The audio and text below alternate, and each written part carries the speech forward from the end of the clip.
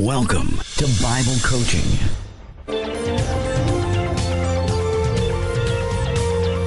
Study the Bible as it has never been exposed before. Go by the book and get the life in the world to come.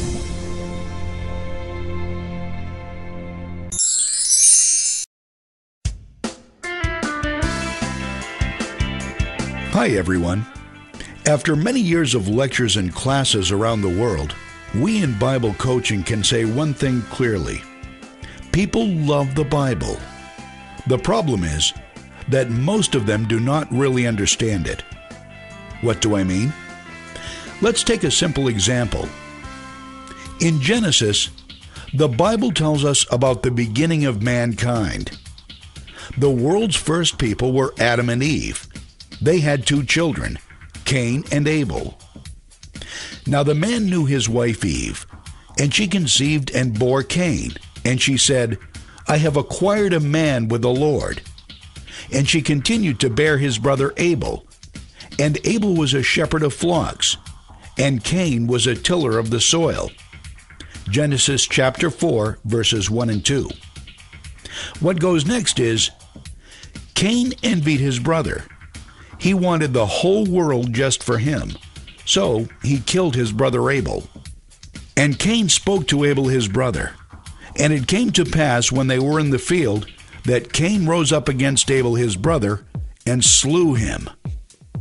So there are three people remaining in the world: the parents Adam and Eve, and Cain.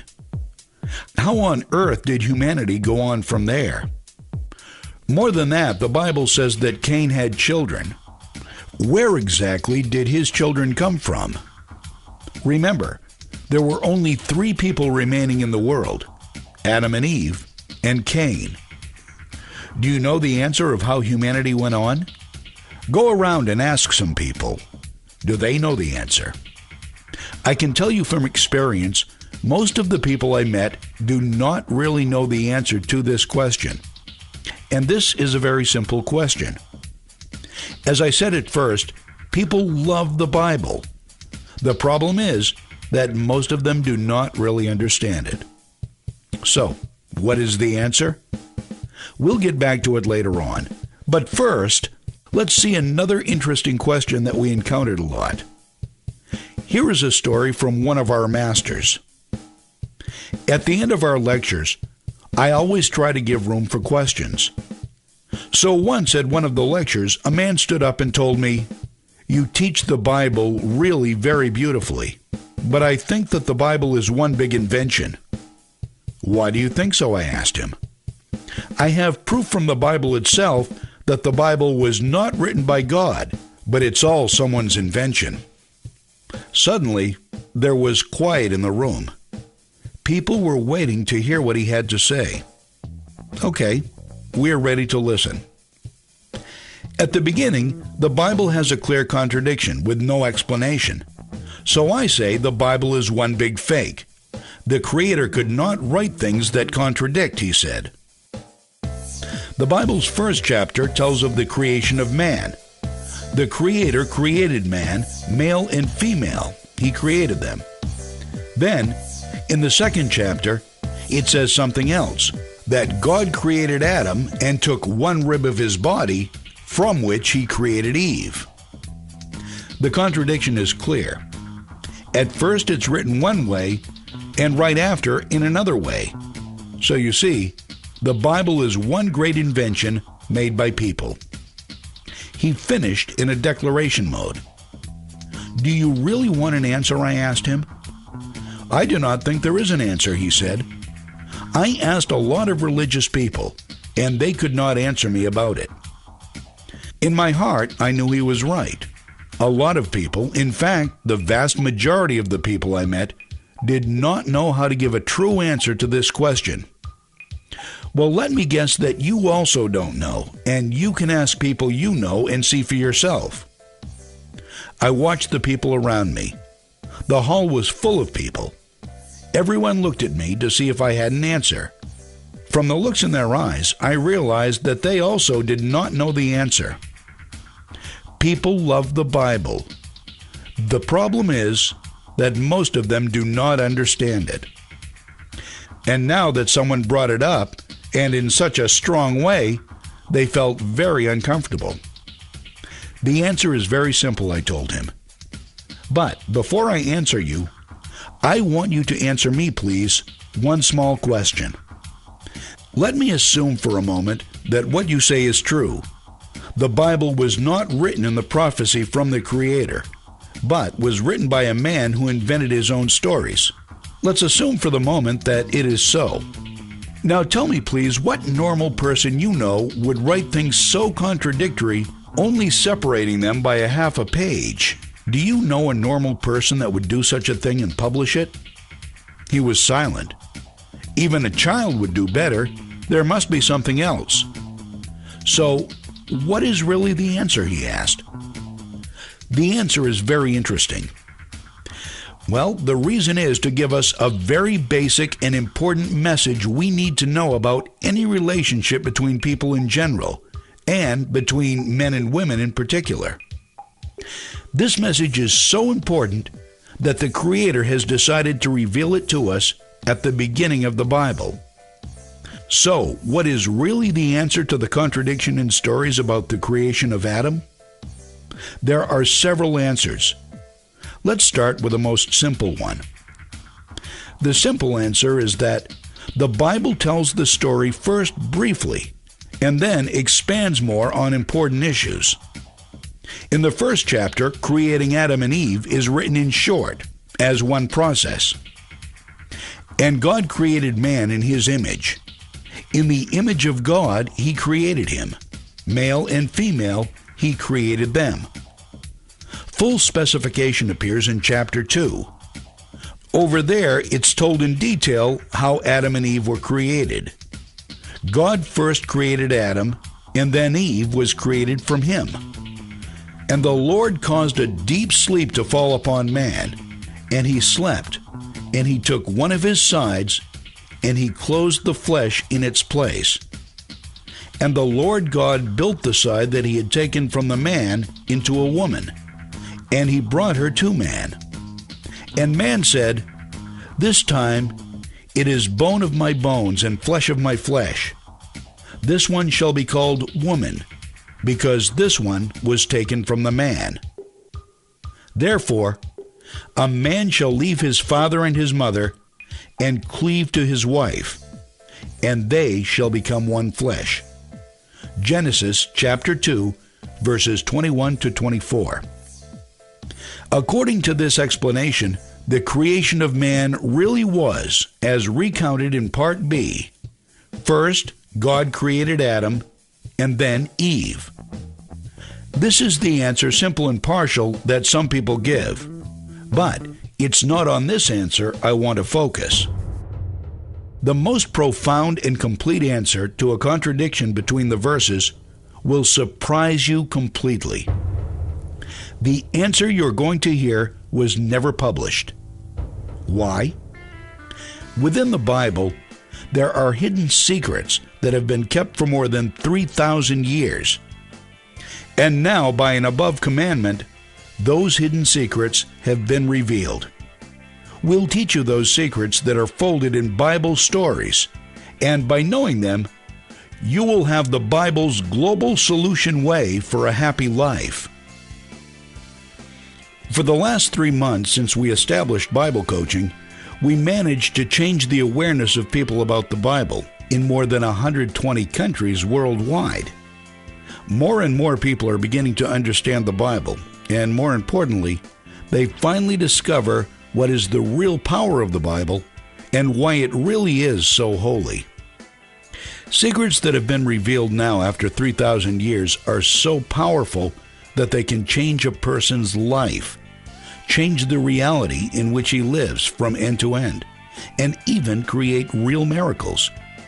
And these are the secrets we are going to expose to you in Bible coaching. Here now are some comments we received from people. Sam from Singapore. I do appreciate all the teaching material sent to me. They have been a great blessing to my personal life and ministry. Thank you, Sam. Abraham from Kuwait. Thanks a lot for your Bible coaching lesson for me. I am sending the same to my circle of relatives and friends. Once again, thanks for your efforts. Regards, Abraham, Kuwait. Felix from Belgium writes, many thanks for the very nice videos. Really an enlightenment on the net, this Bible coaching. Many thanks, and love and shalom from Belgium. Wang from Seoul, Republic of Korea. Thanks to the Bible coaching, I've learned so much about God. I am blessed to hear every day about the words of God. God bless us always. Shalom. So, the deeper answer to the question, why does the Bible have two different stories to the creation of Adam and Eve, is God created Adam and Eve in two different creations. The first creation described in chapter 1 and the second creation described in chapter 2 are a completely different creation. What do I mean? There is an ancient book written more than 2,000 years ago called Zohar. This book is one of the basic books of Kabbalah. The Zohar was written in Aramaic, a language that not many can read today. It's full of hints that make it a very difficult book to understand. Today, there are only a few people who really know how to understand the things written in the Zohar. The Zohar is one of our hundreds of sources of information in Bible coaching. Now, for the first time, you'll be exposed to the secrets that are written there about the creation of man. The Zohar describes two different creations of Adam and Eve, two different processes. At first, one body was created. As the verse says, male and female he created them. In other words, what the Zohar tells us the Bible meant is that Adam and Eve were created in one body. Adam and Eve were in one body and two-faced. On one hand, Adam, and on the other, Eve, like Siamese twins. Then, God decided to separate the two bodies.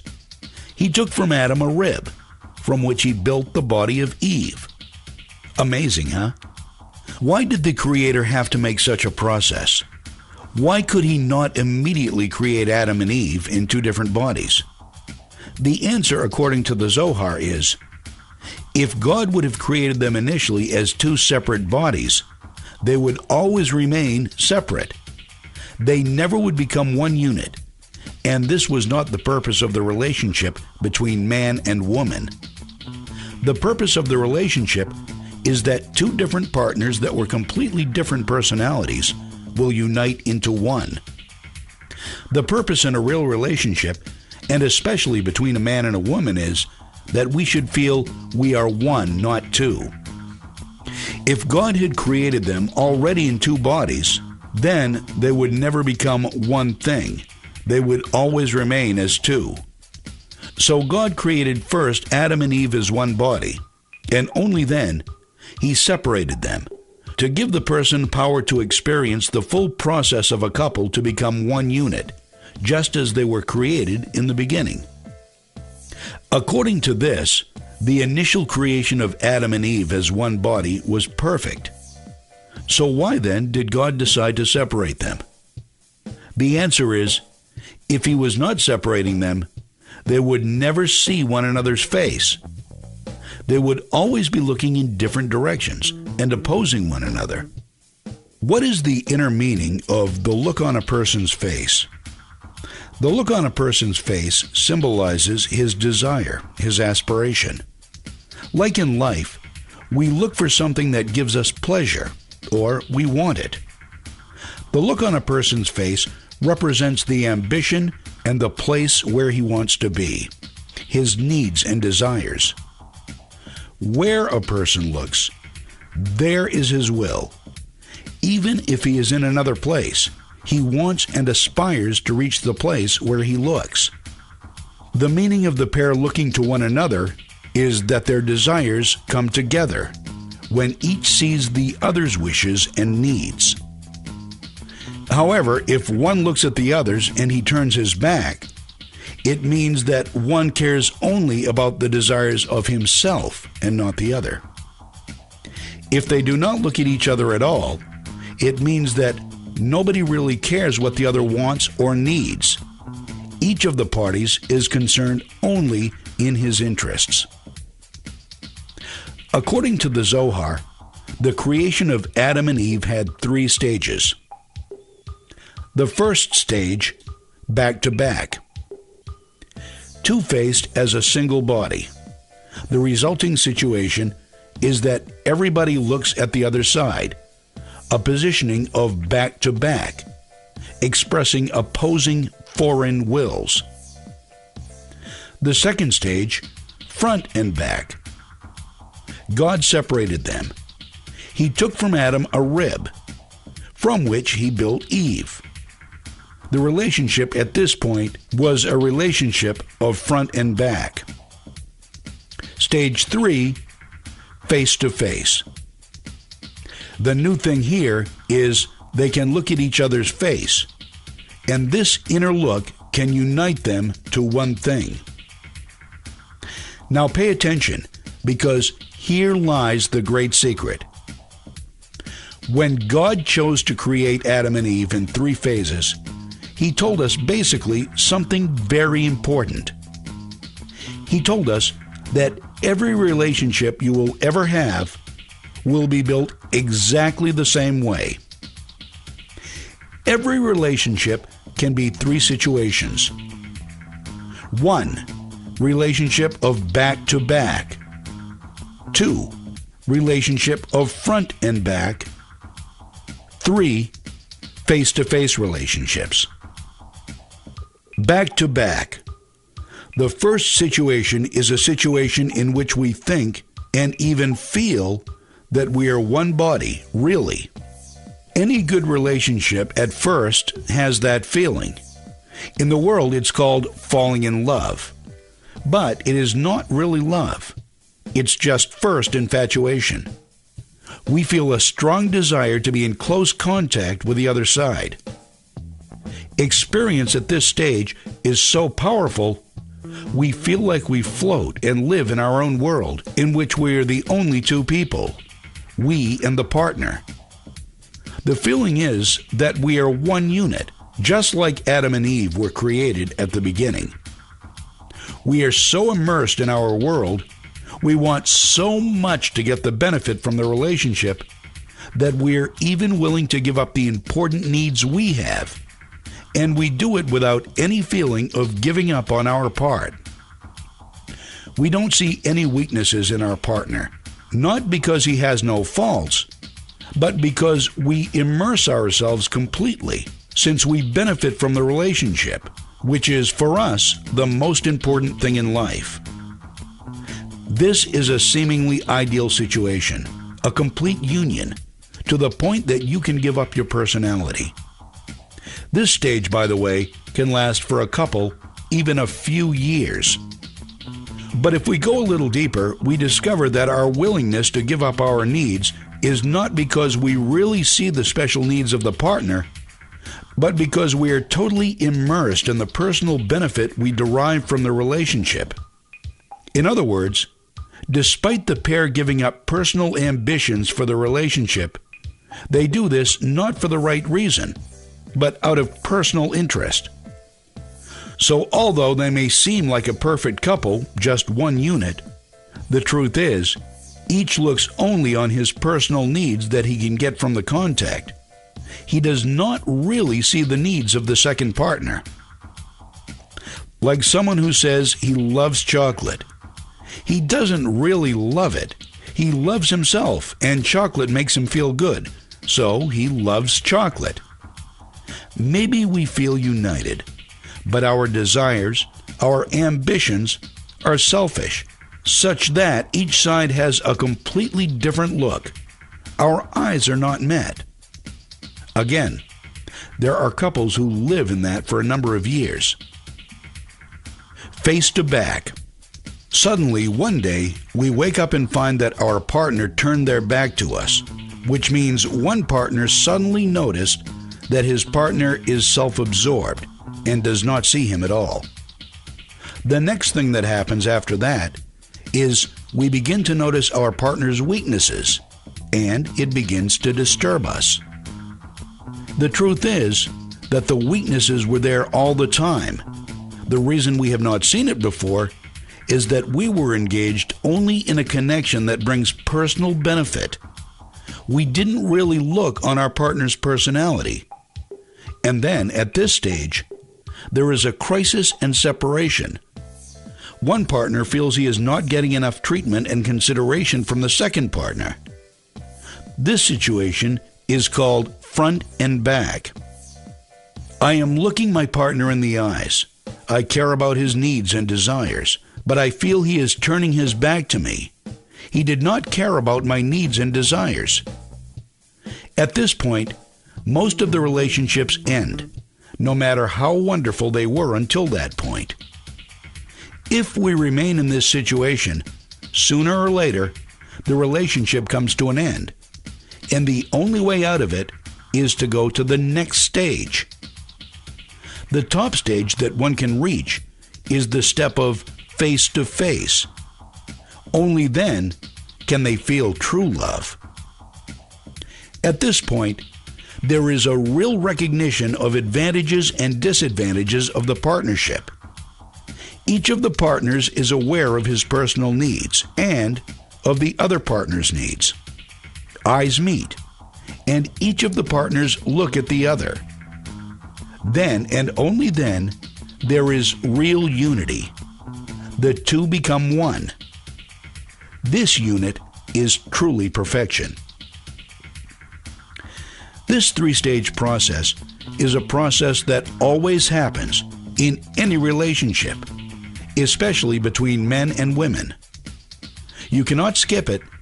You can only understand it and know how to get out of the crisis and reach true love. This is the real reason that the Bible tells us two different stories about the creation of Adam and Eve. At the beginning of creation, Adam and Eve are completely united, but in fact, they look in completely different directions, opposing each other. They did not turn their faces to each other. A back-to-back situation. In the second creation story, which is described in chapter 2, God separates them. He took from Adam a rib, from which he built Eve. This stage is a critical stage in relations between the two. Just after, two bodies are created in a way that each one can look the other in the face and get a real union. They become one flesh. This secret that every relationship has three stages is so important that the Creator told us about it in the beginning of humanity. By the way, the end of the story was that the person who asked the question in a lecture later attended several of my lectures and expressed himself once that the answer I gave him changed completely his outlook on the Bible, and that understanding the secret that was hidden behind the story of the creation of Adam and Eve really changed his outlook on his partnership and actually saved his marriage. Like I said before, people love the Bible. The problem is that most of them do not understand it. Now, back to the first question. How humanity continued from Cain. Well, in a book that was written more than 2,000 years ago called Midrash, something was written in it that is very interesting. That when Cain was born, a twin sister was born with him, and also with his brother Abel, two sisters were born. And this knowledge is hinted in the Bible. Now you're probably asking yourself, why is it not written clearly in the Bible, only implied? The answer is because it was not important enough to get into the Bible. Excuse me? Yes, God put in the Bible only the important things that teach us something. And here we come to the question that is the most basic key to understanding the Bible. If you do not know the answer to this question, you will never truly understand the Bible. The question is, why do certain stories get into the Bible while other stories do not? When we study the Bible, we sometimes feel that these simple stories could happen to anyone, even us. So why are they written in the Bible? what makes some stories important enough to be written in the Bible, and what makes other stories not so important. Well, here's another example. Abraham's son Isaac lived 180 years. Very little is told in the Bible about the life of Isaac, but the Bible also tells us in detail about the digging of the wells of Isaac, about all the attempts to find water, and the quarrels with Abimelech, the king. With all due respect, what is so important about the wells? The story didn't mention any miracles or anything special. It's a simple story that could happen to everyone, even us. So why does the Bible tell the stories of such instances? The answer to this question is so basic that if you study the Bible and don't know the answer, you really don't understand the Bible. The answer to this question is also the key to understanding the inner secrets we are going to reveal for the first time in history in this great project of Bible coaching. Join us for the next video, and I would love to tell you the answer to this question. All you need to do is like us, and you'll find a new tab with the next lesson. So give us a like, and we'll see you soon. God bless you.